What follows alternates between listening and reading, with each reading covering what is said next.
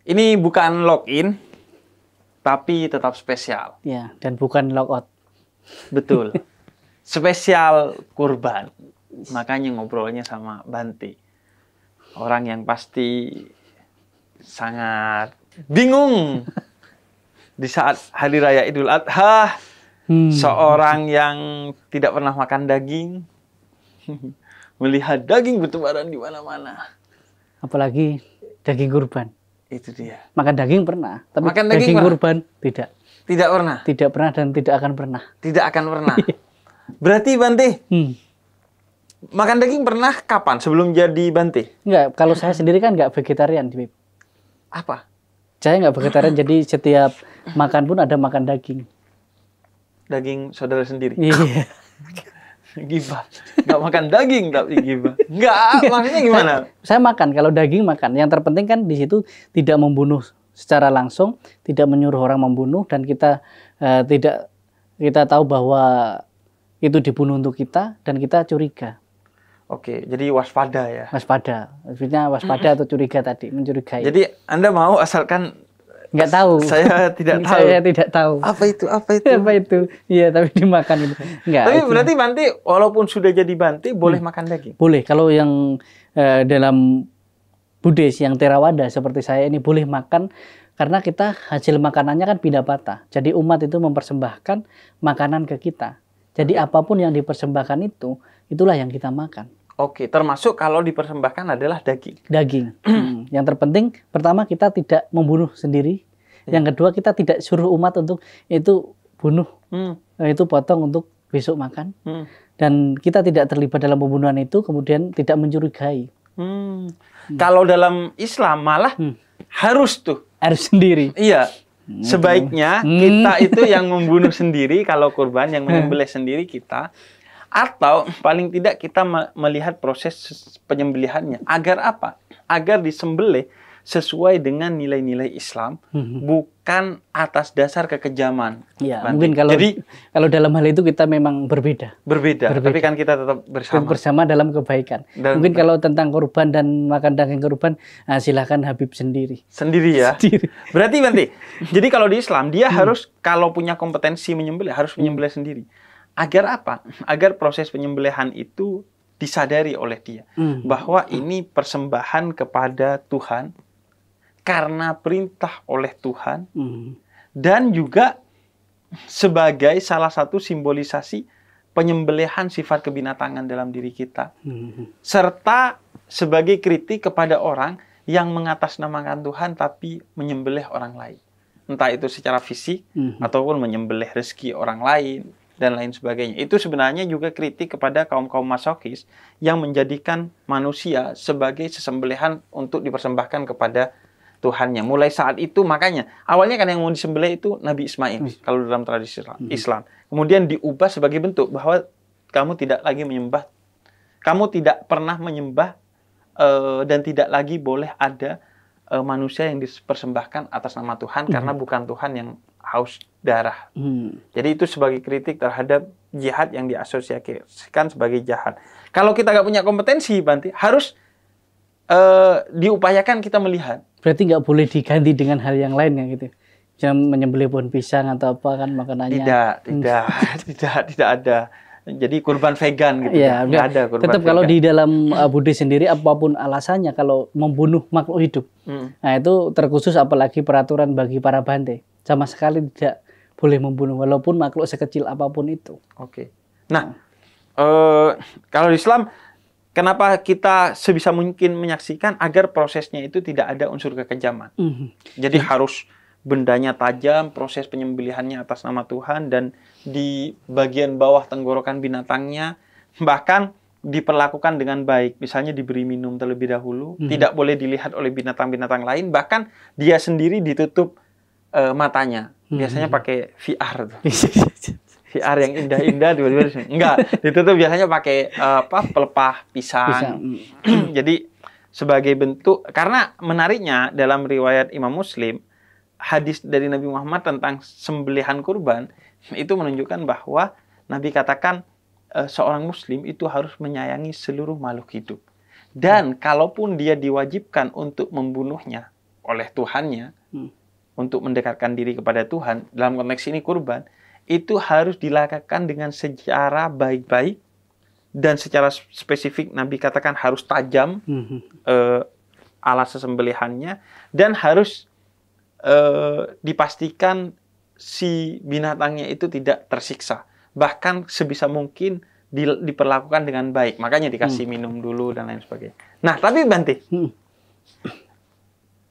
sayur kan makhluk hidup juga, Bante. Beda. Sayur, tumbuhan bukan makhluk hidup. Nah, itu dia. Nah, bedanya di situ. Nah, di sini. Makanya, ini berarti secara konsep, agama itu kan punya konsep tertentu. Sama seperti tadi kurban. Itu ada beberapa teman saya, Bib, yang ustadz-ustadz di Sumatera sana, bahkan ketika berkurban itu saya dapat banyak jatah. Oh, Bante. Jatah daging kurban itu sendiri. Mungkin biar bisa tertarik.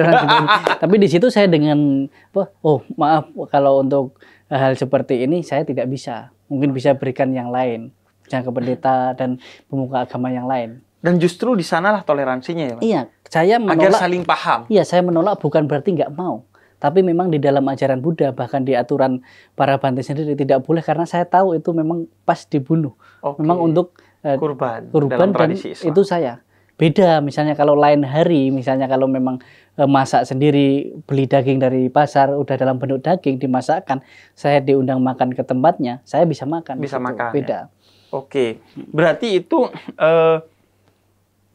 mengingatkan saya kepada apa yang disampaikan dalam Al-Quran, bahwa dilarang umat Islam itu memakan makanan atau daging yang disembelih untuk persembahan bagi Tuhan selain Muslim. Iya, di Buddha sendiri dulu sebelum Buddha itu muncul, dulu Brahmanisme itu juga ada persembahan-persembahan istilahnya, bahkan manusia, bahkan binatang dan lain sebagainya.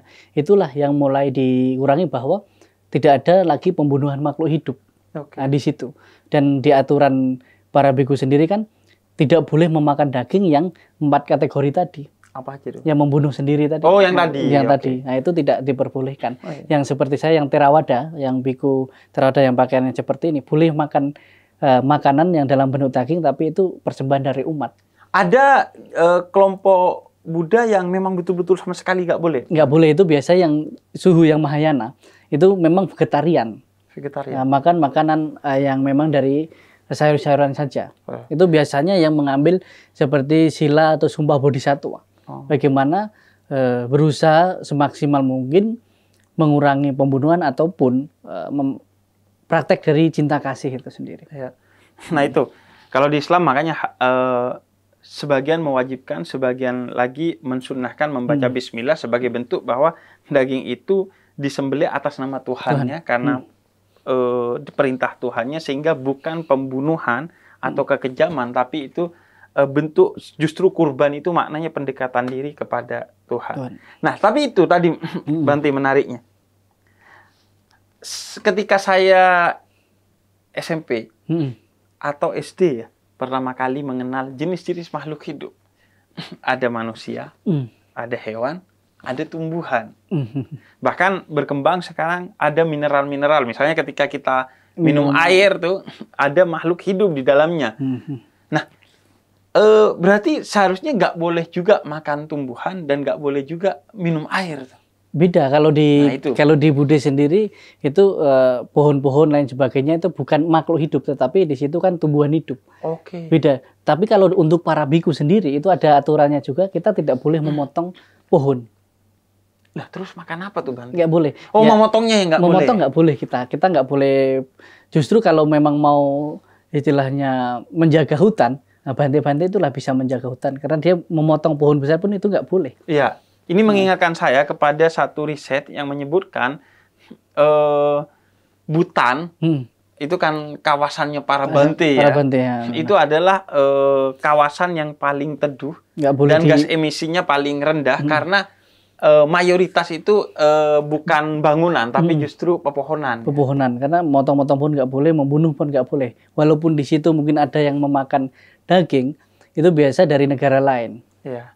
Nah itu menariknya. Jadi akhirnya titik tekannya pada kekejamannya, pada pembunuhannya yang ini ya, Bante ya. Iya, karena yang kan dihindari. Menghindari pembunuhan menyakit, sebenarnya bukan hanya membunuh aja. Kalau Pancasila Buddhis yang pertama itu berusaha untuk bertekad tidak menyakiti ataupun membunuh makhluk hidup, bahkan menyakiti itu pun tidak diperbolehkan. Kan, seperti itu. Berarti kayak melihara burung, kalau itu burung hewan lainnya menyakiti karena dikandangin nggak boleh. Tergantung. Kadang kita lihat peliharaan kan memang ada jenis hewan yang memang hidupnya harus dipelihara malah. Ya.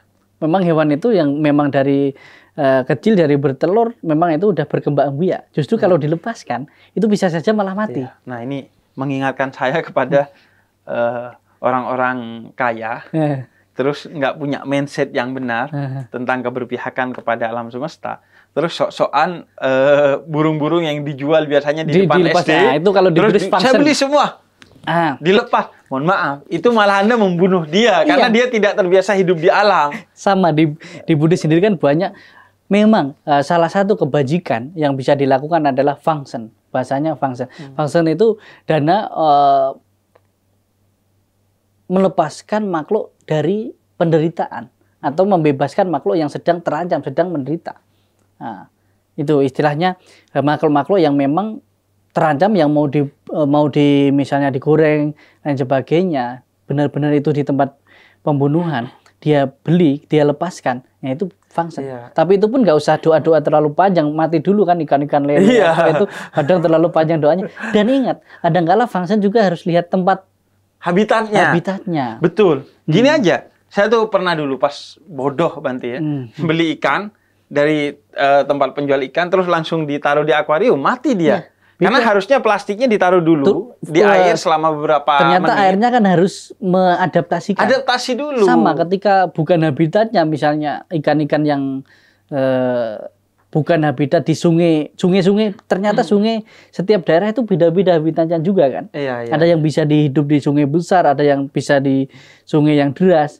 Tapi kita kadang kan sesuatu yang penting ikan. Betul. Kita lepas di situ, setelah di situ dia bukannya makin bahagia, tapi malah menjadi makanan yang di situ. Sama kayak kita lah, kita tuh kan kalau saya lagi umroh gitu, lagi haji, itu atau lagi ke luar negeri, yang secara cuaca berbeda, itu di awal-awal seringkali masih sakit karena masih beradaptasi kan tubuh kita. Kan? Sama lah kita kalau di function di tempat lain yang nggak habitat kita, susah juga kan. Bahkan saya pernah melakukan hal bodoh ya, beli ikan air laut, lepas di air tawar. Dilepas di akuarium air tawar, terus saya kasih garam, terus saya aduk tuh, biar kasih bumbu nggak waktu itu, kasih api gitu. Enggak, tapi itu waktu kecil saya pernah begitu Bante, karena kan ikan air laut tuh indah-indah ya warnanya, bentuknya, jadi saya pengen melihara. Jadi itu kadang kebaikan itu juga butuh kebijaksanaan. Baik belum tentu benar. Tapi kalau udah benar pasti baik. Kadang-kala saya sering bilang function melepaskan binatang dari penderitaan. Sedangkan dia melihat manusia di sekitarnya masih menderita, masih kekurangan, dibiarkan. Betul. Jadi function itu misalnya mengatasi illegal logging, mengatasi pemburu liar, atau menyelamatkan hewan-hewan di alam yang cacat karena keadaan, atau yang terjebak dalam jebakan-jebakan manusia tuh kan ada kan ya. Tapi function yang terbaik adalah melepaskan kebencian kita, keserakahan kita, keirian kita. Betul. Nah, itu sebenarnya. Iya, sebenarnya semangatnya sama ya Bante, bahwa menyembelih kebinatangan dalam diri kita. Ya. Kadang kan orang yang belum bisa, misalnya beberapa teman-teman saya, saya belum bisa korban lain sebagainya, nggak masalah. Kadang-kala harus mengorbankan waktu untuk menolong orang lain, itu kan korban juga. Betul. Berwaktu, korban tenaga untuk melakukan hal yang baik. Bahkan nih, Bante, ada pertanyaan template yang menurut saya mungkin niatnya si penanya ini bercanda, tapi sebenarnya itu keseriusan yang paling utama dalam esensi kurban, yaitu, Beb, boleh nggak kurban perasaan? Justru itulah esensi kurban. Karena kurban itu esensinya adalah kamu Ibrahim dan merelakan Ismail. Ismail kamu adalah sebagaimana Ibrahim mendambakan anak telah lama dan ketika diberi suruh sembelih oleh Tuhan agar dia tahu bahwa jangan sampai anak itu dicintai melebihi Tuhannya dan menimbulkan egoismemu sehingga menjauh dari Tuhan. Nah, Ismail kita, perasaan-perasaan cinta kita yang berlebih hingga membuat kita ego, entah pada jabatan, pada harta, termasuk kepada istri, kepada anak, kebodohan batin. Batin. Maka ketiga penyakit yang ada di dalam diri kita itu kebencian, kebodohan, dan keserakahan. Kebodohan itu akar dari segalanya. Ketika kita masih membenci, berarti masih ada kebodohan batin di dalam diri kita. Iya. Itu justru yang pikiran yang didasari dengan kebodohan batin itu yang menjadi malapetaka untuk kehidupan kita. Iya. Dan ini juga dan keserakahan tadi, Bante. Kalau di Islam kan itu juga suatu yang dilarang. Karena Allahu la yuhibbul musrifin. Allah itu tidak suka segala bentuk keserakahan. Bahkan dalam ibadah aja nggak boleh berlebihan, tapi sesuai dengan batas kemampuan kita. Itu yang juga terjadi di umat muslim, khususnya di Indonesia. Ketika kurban, mereka serakah mengambil daging kurban, disimpan di kulkas. Akhirnya minimal nutrisinya hilang karena terlalu lama di kulkas, bahkan bisa-bisa membusuk dan akhirnya menjadi bisa saja kan sampah, hak orang lain diambil. Betul. Nah, wah, itu mah. Jadi dan begitu juga ini yang mengorbankannya juga kadang basicnya juga adalah keserakahan. Jadi, mengorbankan sapi yang paling besar. Kemudian mengorbankan sebanyak-banyaknya. Untuk apa? Untuk pencitraan aja. Biar kelihatan, wah keren nih. Padahal yang lebih keren adalah mengorbankan bagaimana bisa sedikit mengurangi hartanya untuk orang-orang yang memang benar-benar membutuhkan. Terlepas dari penderitaan yang dialaminya kan. Kayak tadi, kayak function. Kita berusaha untuk melepaskan makhluk hidup lainnya. Yang jelas-jelas di situ kadangkala seperti Habib bilang tadi, burung udah kita beli, kita lepas, nanti datang lagi, kita beli, lepas lagi, dia tangkap lagi, jangan-jangan itu peliharaan yang jual juga kan, terus jadi barter, jadi perjudian tuh. Tapi kita melihat orang-orang di sekitar kita sebenarnya bisa ikut andil dalam melepaskan orang itu dari misalnya kemiskinan, misalnya mungkin kelaparan, kita bisa memberikan kepada mereka. Itu kan melepaskan manusia dari penderitaan juga. Karena kalau kurban itu basicnya adalah keserakahan, apalagi kekejaman terhadap makhluk hidup. Itu justru bertentangan dengan salah satu prinsip dasar dalam Islam. Bagaimana kita diajarkan untuk mengasihi semua makhluk hidup, bahwa kata Nabi, kasihilah semua makhluk hidup, dan dalam setiap nyawa, termasuk makhluk hidup apapun, itu ada pahala dan ada dosa. Menjadi dosa kalau kita sakiti, menjadi pahala kalau kita sayang. Sehingga banyak cerita-cerita bagaimana misalnya Imam Abdullah bin Alwi Al-Haddad itu menceritakan seorang sufi yang kembali dari perjalanannya 1000 km naik onta, panas-panasan di padang pasir karena ada semut yang nyangkut di tasnya dia. Dia kembalikan lagi ke tempatnya, balik lagi untuk mengembalikan ke habitatnya. Atau kisah Syekh Mu'annis namanya. Jadi bernazar, Bante, untuk tidak makan daging gajah. Itu kalau untuk kehidupan para Bante memang bagian dari larangan. Makan daging gajah. Ya, 10 daging yang nggak boleh dimakan itu salah satunya gajah. Oke. Gajah, manusia. Itu lebih spesial dari daging lain berarti? Bukan, itu kan dianggap gajah itu kan kendaraan para raja. Bahkan gajah itu hewan bisa dianggap hewan yang punya jasa besar zaman-zaman kerajaan, kendaraan dan lain sebagainya kan gajah. Gajah kayak kuda, manusia, harimau, kayak anjing, ular. Nah itu ada beberapa jenis daging yang memang nggak boleh karena jasanya, dan ada beberapa jenis daging yang nggak dimakan karena itu dibilang daging itu menyebabkan banyak penyakit untuk tubuh manusia. Istilahnya yang menjijikkan. Kalau di Islam malah ada semacam trauma tersendiri kepada gajah, karena kan yang menyerang Ka'bah, pasukan Abraham itu naik gajah. Naik gajah. Iya, disebut pasukan gajah di masa kelahirannya Nabi Muhammad yang akhirnya diserang oleh burung-burung utusan dari Allah. Tapi kenapa ya? Walaupun dilarang semua agama, tapi gajah kok tetap dibunuh ya? Nah itu dia, karena keserakahan kan. Bahkan manusia dibunuh tidak untuk dagingnya, Bante. Tidak untuk tubuhnya, hanya untuk gadingnya. Bahkan saya baru kemarin nonton di YouTube itu banyak gajah-gajah yang akhirnya mati bukan karena dibunuh, tapi karena diambil gadingnya doang, dan karena nggak ada gadingnya dia nggak bisa bertahan hidup. Iya. Nah itu Syekh Mu'anis itu ketika naik kapal kemudian diombang-ambingkan oleh badai, kemudian dia bernazar, saya nggak akan makan gajah. Padahal gajah itu haram dalam Islam, memang nggak boleh makan. Tapi entah kenapa dia bernazar itu, dan akhirnya ketika dia terombang-ambing badai hingga hancur kapalnya dan terdampar, maka kemudian dia diselamatkan oleh gajah. Dia diangkat oleh gajah, ditaruh di punggungnya, kemudian diantar ke pemukiman masyarakat, dan akhirnya dia hidup kembali karena dibantu masyarakat lantaran diantar oleh gajah tersebut. Itu sebagai simbol bahwa kasihilah seluruh makhluk Tuhan, maka seluruh makhluk itu dengan anugerah dari Tuhan akan mengasihi kamu gitu. Sama kayak inilah anjing gitu kan. Kan begitu juga Bante. Berjasa kan dalam hidup banyak orang. Bahkan salah satu sifat utama anjing menurut para ulama dalam Islam itu adalah dia tahu berterima kasih.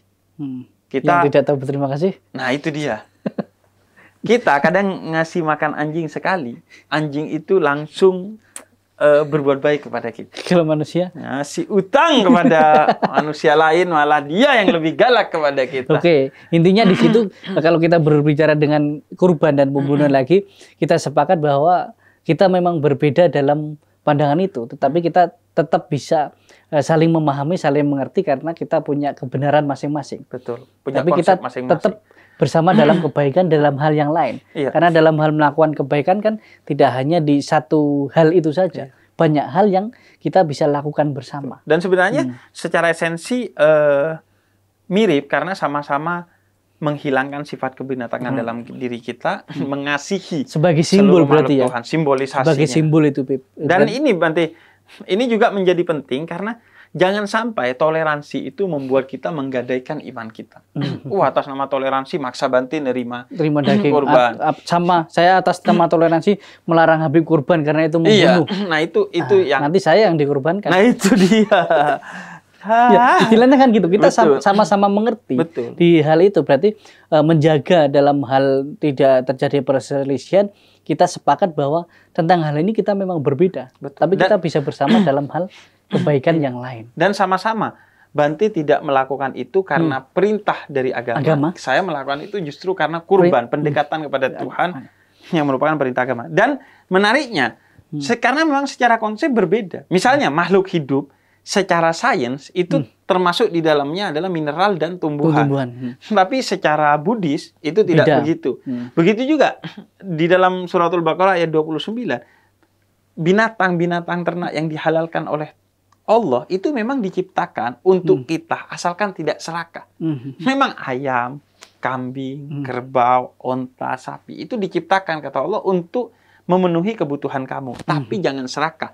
Karena di dalam Suratul Rum ayat 41 Allah justru katakan kalau serakah itu akan menyebabkan kerusakan di muka bumi yang pertama kali dirugikan adalah kamu, manusia itu sendiri. Iya, ya, istilahnya kita ke hutan lah sekarang. Kalau kita menjaga hutan, menjaga alam, pasti alam akan menjaga kita. Tetapi ketika kita merusak alam itu kan rusak juga. Betul. Bahkan kita malah menyalahkan Tuhan kadang. Iya. Tuhan menghukum kita. Iya. Masalahnya ekologi, solusinya teologi. Teologi, iya kan? Tuhan. Nah, malah berdoa Tuhan hindarkan kami dari bencana. Jangan rusak alam. Iya. Aktualisasi dari doa itu. Bahkan saya beberapa waktu lalu Bante baca riset Bante. Seandainya seluruh cacing di muka bumi ini habis, manusia itu tidak akan bertahan lebih dari 1 bulan tanpa hidup bersama cacing. Begitu juga kalau serangga tidak ada di muka bumi ini, segala jenis serangga, manusia itu hanya mampu hidup tidak lebih dari 3 bulan. Oleh karena itu pohon, kalau nggak ada pohon, nggak ada air, lagi? Iya kan?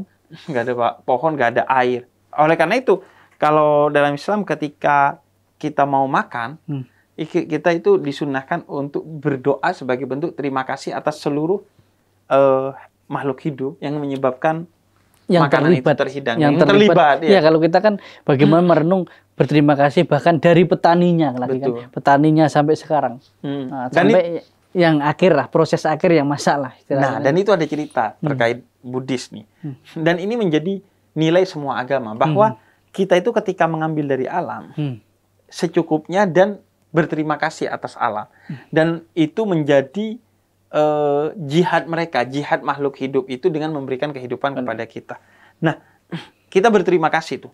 Kalau di Katolik dan Kristen tuh, berdoa kan sebelum makan terima panjang. kasih panjang kan, Ya, di Islam juga berdoa. Nah, tapi tidak ada yang lebih panjang doanya dari komunitas Buddha yang saya temui di Bandung. Saya pernah tuh, jadi mengisi materi di komunitas Buddhis di Bandung. Ini satu kayak apa ya? Itu kayak pesantren. Nah, pas makan itu ada kayak waktunya, Bante. Iya, bisa Teng. Iya, Ya. Itu di Bante retreat. kok tahu Buddha ya? Sampai saat ini saya belum lokot. Jadi makan dulu. Apa doa dulu, Doa Bante? dulu. Doa itu panjang lagi. Cuma merenungkan lagi kan itu. Ada itu ya setengah jam atau bahkan lebih. Bisa lebih itu merenungkan lagi dari petaninya, dari ini semua. Bayangkan cacing-cacing yang masuk ke dalam tanah menghidupi semua. Makan 3 kali mungkin. Berhenti dulu. Lagi. Iya. Berhenti. Karena Bante saya ya? pernah dalam kegiatan itu juga. Nah, itu. Sampai ingin ku makan semua dulu gitu kadang. Itu mungkin ya, dengan begitu orang-orang Buddhis mendakwahkan kebudayaannya dan berharap wah, siapa tahu terinspirasi nih orang Islam. Justru saya malah bersyukur saya Islam bisa makan segala. Ya itulah, disitulah salah satu melatih kesabaran kita. Karena kalau dalam Buddhis kanti paramang tapo titikang. Kesabaran itu praktek pertapaan atau praktek spiritual yang tertinggi. Sebelum itu saya merasa Bante itu jirayut. Ketika pakai bahasa apa tuh Bante? Itu bahasa Pali, bahasa Buddhis. Bahasa Pali. Bukan bahasa Thailand. Bukan Jirayut itu bahasa Thailand. Bante, kalau yang itu apa tuh Bante? Itu setiap makan gitu. Ya itu biasanya di pelatihan-pelatihan retreat tertentu. Apa? Atau retreat seperti pesantren kilatnya. Oh. Atau itu di kehidupan para monastik. Kita, kehidupan para biku, para Bante yang komunitas banyak. Kita kadang kan pagi pindah patah. Pindah patah itu menerima derma makan dari umat. Habis itu kita makanannya kumpulkan di satu tempat. Itu nanti jam 8 baru dilonceng. Semua kumpul. Dan makanan itu dikumpulkan semua. Itu nanti digeser, kita ambil dikit-dikit. Kita ambil dikit. Habis itu nanti nunggu ada baca doa dulu. Kemudian nanti apalagi ada Bante yang senior, nah itu ceramah dulu. Ceramah dulu, kadang itu kita sampai lapar dulu kan. Habis itu nanti kita baca doa dulu lagi. Doa itu sebenarnya doa untuk ke kita, doa untuk umat yang berdana. Iya, yang bahasa kita itu namanya pelimpahan jasa. Jadi pelimpahan jasa itu umat berdana itu bisa dilimpahkan kebaikannya kepada para leluhur orang tuanya yang sudah meninggal. Tapi nggak tiap makan kan Bante? Setiap makan. Kalau untuk para Bante itu setiap makan. Pagi gitu, siang. Gitu. Setiap makan pasti membacakan doa itu. Perenungan. Saya memakan makanan ini bukan tujuan untuk kepuasan. Bukan tujuan untuk menggemukkan badan. Bukan tujuan untuk mungkin hal-hal tertentu yang saya makan hanya untuk menghilangkan rasa sakit dan tidak menimbulkan rasa sakit yang baru. Kalau kita seragam makannya, kita awalnya kan mengobati rasa lapar. Jangan sampai membuat rasa sakit yang baru, yaitu sakit perut. Iya. Maka makan yang secukupnya. Iya, itu kayak tadi yang saya bilang nanti. Penyembelihan hewan kurban itu bukan untuk keserakahan, bukan pula karena kita pengen makan daging atau apapun, tapi kurban tadi yang maknanya secara bahasa mendekatkan diri kepada Tuhan tuh. Iya, itu intinya kan di situ berarti bukan tentang binatang korbannya, tapi lebih ada nilai filosofinya, yaitu mengorbankan apa tadi perasaan-perasaan atau yang sifat-sifat yang buruk ya. Kalau di Buddhis ada juga hal-hal yang sifatnya seperti apa ya, ada makna artinya seperti kayak persembahan itu juga. Cuman kalau di persembahan di Buddhis kan bukan persembahan makhluk hidup itu. Apa biasanya? Kan ada namanya panca puja. Panca puja itu kita mempersembahkan ke altar Buddha atau ke tempat orang Buddha sembahyang. Itu biasanya 5 berarti panca. Ada 5 panca. Nah, panca itu kan bahasa Pali. Iya, Pancasila. Pancasila itu kan mengadopsi bahasa Sanskerta. Iya. Panca puja itu 5 di situ 5. Di situ ada dupa. Kalau Apa dupa? Dupa. Kalau Oke. Habib Dupa kan yang kayak kadang Chinese gitu. nah, kayak jenis bisa sebenarnya dupa banyak jenis seperti yang Habib biasa Iya, yang bukur bakar. itu. Nah, Iya. itu bisa juga. Dupa, kemudian lilin, kemudian air, kemudian bunga, kemudian buah-buahan. Oke. Itu ada nilai pesan tersendiri, bukan kok kita mempersembahkan itu seperti tempat keramat dan lain sebagainya. Iya, Enggak. iya. Itu ada nilai filosofinya. Pertama, ketika kita mempersembahkan dupa, itu sebagai simbol kebajikan kita. Orang yang melakukan kebajikan itu nama baiknya, kemudian hasil kebajikannya itu mampu melawan arah angin. Nama baik orang yang suka berbuat baik itu mampu melawan arah angin. Seperti harumnya dupa, bisa menyebar kemana-mana. Itu nilai filosofinya itu. Kemudian lilin. Lilin itu bagaimana kebaikan kita mampu menerangi semua orang. Ya. Kadangkala kita dalam hal berjuang, kadangkala kita sampai lilin itu kan terbakar, tetapi menerangi kegelapan. Kurban lu, mengorbankan dirinya untuk kebaikan. Untuk kebaikan menerangi di sekitarnya. Ya. Kemudian air itu sumber kejernihan. Kejernihan bagaimana kita harus melatih menjernihkan pikiran kita. Menjaga pikiran supaya tetap jernih.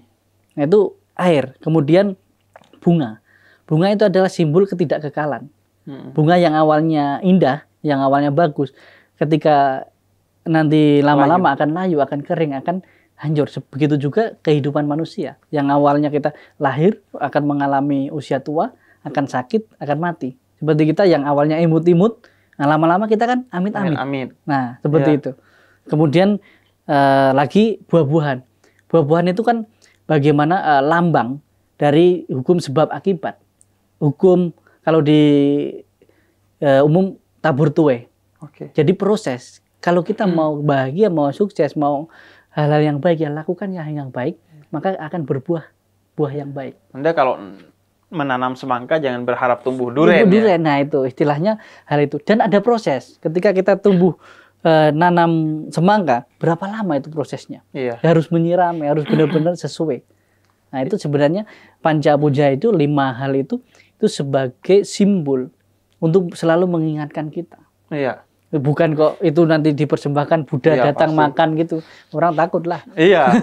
itu yang kemudian kalau dalam tradisi Islam misalnya dupa itu salah satu filosofinya adalah bahwa jadilah orang baik. Bukan yang berusaha tampak baik di mata manusia. Ya. Karena orang baik, walaupun tampak buruk di mata manusia, semakin dia dibakar atau dikata-katain dengan manusia, dia akan tetap yang keluar adalah wangi. Ya. Dan kalau yang terakhir, itu dari ibu saya. Ibu saya itu kalau beli buah, Bante, misalnya pisang. Pisang itu harganya biasanya 12.000 tuh. Kemudian harganya tiba-tiba 15.000. Kemudian ibu saya selalu bilang, ya udah beli aja. Lah kenapa? Ya daripada kita masih mau nanam, masih nanam, masih nunggu. Ya orang beli barang mahal kali, ya buat sendirilah kan. Iya. Jadi ibu saya jadi murah kalau kita niatkan untuk membantu orang lain. Kembali ke tadi, kadang membantu itu tidak mesti memberi kepada orang lain, tapi menahan diri. Yes. Membantu itu nggak mesti bersedekah kepada orang lain, tapi menahan diri untuk tidak serakah. Setidaknya dalam bisnis udah cukup. Iya, bahasanya setidaknya kalau kita nggak bisa nolong, jangan buat lebih susah lah. Betul. Jangan atau gini Bante, lah. maksudnya kamu nggak usah bikin yayasan untuk membantu orang lain, tapi bekerja secara profesional hanya untuk kebutuhanmu. Jangan serakah, sehingga sisanya pasti akan dimakan dan diambil oleh orang lain. Itu. Jaga diri lah biar nggak melukai orang lain itu. Iya. Betul. Istilahnya kita menjaga moralitas kita, menjaga tindakan kita, itu bukan hanya tentang diri kita. Ketika kita menjaga diri kita, maka secara otomatis kita kan menjaga orang lain. Iya. Menjaga ucapan baik kita, menjaga tindakan baik kita, otomatis di situ kita menjaga orang lain juga kan. Betul. Karena pada dasarnya kita diciptakan berpasang-pasangan. Apa yang kita lakukan di sini pasti akan berpengaruh kepada orang lain. Orang lain. Itu. Walaupun Bante saya tidak berpasangan ya. Tapi kita masih tetap bisa berpasangan dalam kebaikan. Iya, tetap bisa. Ini berkembang baik walaupun nggak berkembang biak ya Bante ya.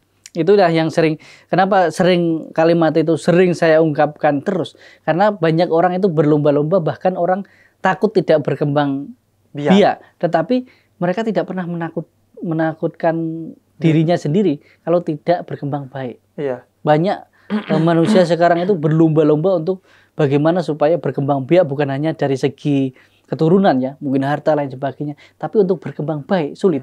Banyak orang kalau kumpul, wah loyalitas banyak lain sebagainya. Tapi kalau untuk membantu hal-hal yang baik untuk keagamaan, untuk yayasan mungkin sosial dan lain sebagainya yang membutuhkan, sangat perhitungan sekali. Iya.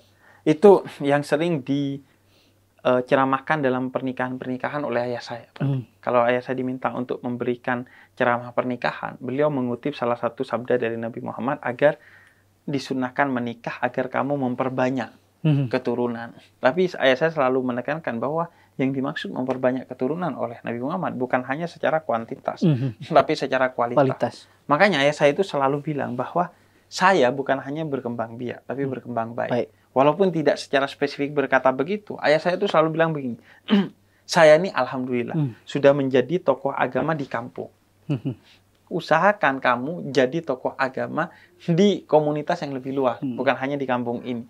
Ya alhamdulillah saya walaupun bukan wali kutub, paling enggak wali YouTube lah. Ya. Walaupun bukan seluruh kutub, seluruh dunia atau seluruh negeri, setidaknya saya perbaiki paling enggak YouTube lah. Ya kita setidaknya kalau belum bisa jadi pendakwah di kampung, setidaknya di tempat lain kita jangan kampungan lah. Nah itu dia. Dan setidaknya walaupun kita beda pikiran, kita sama-sama berpikir. Berpikir dan berpikir yang baik. Berpikir yang baik karena sekedar berpikir semua orang bisa, tetapi bagaimana memunculkan pikiran yang baik ini yang tidak mudah kan? Iya betul, betul. Bante, saya mau kurban dulu. Silahkan. Kalau itu saya tidak ikut-ikut ya.